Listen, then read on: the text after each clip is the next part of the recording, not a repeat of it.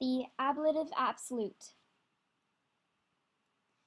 The ablative absolute is sometimes called an adverbial phrase, and the ablative absolute adds context. It is often used by Roman authors, and that's why it's an important grammatical concept to learn if you are interested in taking AP next year or Latin 3 honors. It's just an important one. To identify the ablative absolute, you could look for a portion of the sentence that is set apart with commas in textbooks. However, real Latin has no punctuation, so you can't always rely on that.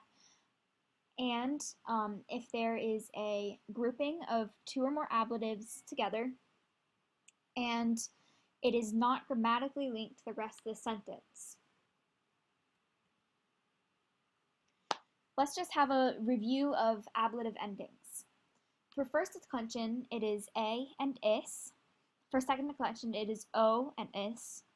For third declension, it is e, I for some I stem, and ebis. For fourth declension, it is u and ebis. And for fifth declension, it is e and abis.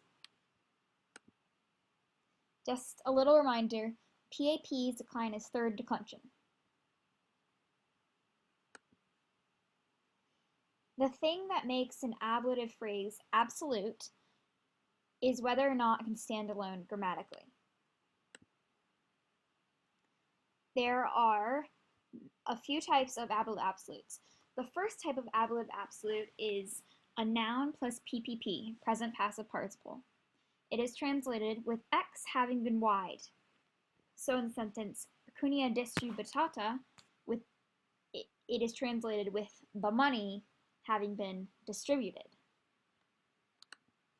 The second type of ablative absolute is a noun plus PAP, present active participle.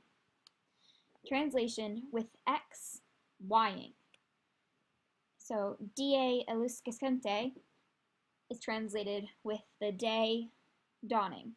Day being X and dawning being Y. The third type of ablative absolute is a noun plus PPP dep, deponent present passive participle. It is translated with X having Y'd. So domino egresso is with the master having exited. The master is X and exited is Y'd. The fourth and final type of ablative absolute is a noun plus noun. It is translated with A being the B. So Cicerone consule is translated with Cicero being the consul. Now, the way that we've been translating them is an okay way of translating them, but there's a better way. And you translate with instead with one of these words: when, after, since, although, or while. And it will depend on context which one of these you choose. For example, pecunia distributata, with the money having been distributed, is how we translated that earlier, becomes after the money having been distributed. Another example, die eluscescente, we translated earlier with the day dawning. It becomes while the day dawning. Yay, ablative absolutes!